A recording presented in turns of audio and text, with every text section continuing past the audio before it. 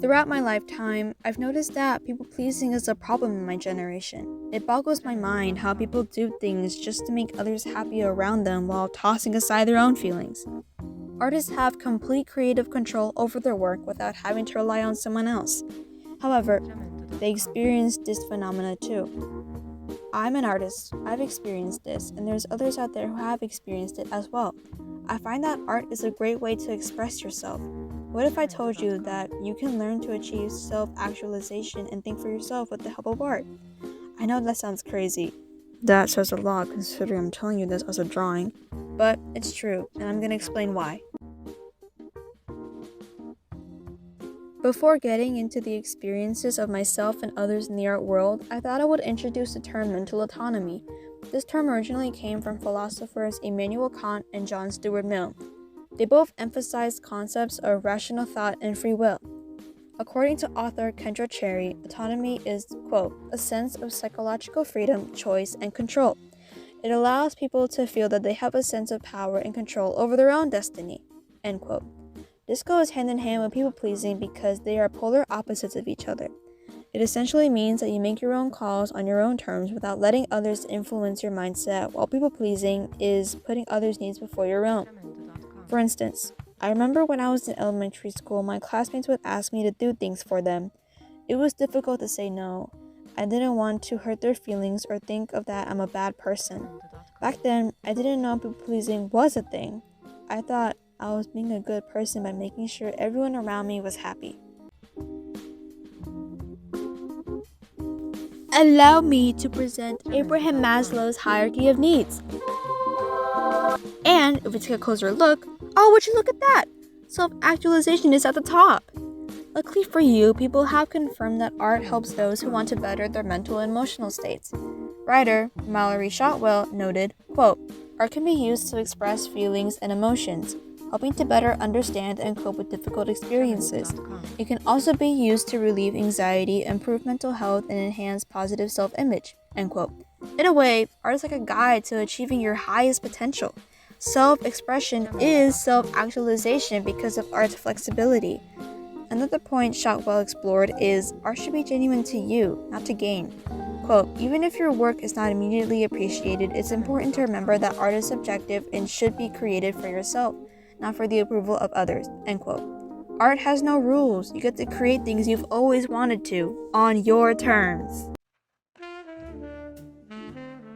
I think the main component that everyone should consider when making art is the audience. You mean the audience that complains that something is wrong and cancels you for it? What about the audience that says you're a sellout and that you fell off? Well, the audience does include critics, which only happens if the artists themselves ask for it, or the worst case scenario, their work or the artist in question gets backlash. But anyways, that's not the point. The point is to know your audience and know how much you want them to influence your work. YouTube artist Nikita Kolam explained it in a short and simple way. My audience is anyone that connects with my art and can afford to buy it. It's really that simple. I don't understand why you would limit yourself to a particular type of person or group. Art connects to people-pleasing by prioritizing the opinions of others to make a product they all will like, which costs the artist authenticity. Nikita brought up something important that I think that every artist should know. I think when you try to cater to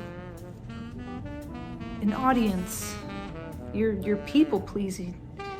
And people-pleasing is like the antithesis of what art is about. This idea of the audience matters in overcoming people-pleasing because it significantly affects your motivation to keep going when things get difficult. It's comforting to know that a successful artist like Nikita brought this to her audience's attention. At its core, art is about expression and knowing what you want for your art. I highly recommend checking out Nikita Kolam here on YouTube. It will be in the description. I want to talk about my own experiences with art and how that's helping me to try to think for myself. I thought it would be impactful if I transitioned from being an illustration to me in real life. Yes, I did say try. I'm still in the process of getting over the people-pleasing habit. Yes, I know, okay? Look, I'm getting there, alright? Fortunately, art is helping me to overcome those tendencies. With art, I was just able to let loose and have fun. Looking back, I think the reason why this people-pleasing mindset followed me throughout my life is because of my fear of failure, my fear of judgment, and my fear of being perceived in a negative way. All of that was just so terrifying to me, and it still is. I deal with these fears by taking time to reflect. I think a healthy and productive way to use these fears of mine is, well, what do you know, my artwork. I'm trying to overcome these tendencies by surrounding myself with genuinely good people, like my friends from high school or my friends from college, as well as being patient with myself. As I'm getting older, I realized that people pleasing is something I needed to work on, particularly as an artist and inspiring animator. But I realized it wasn't just me.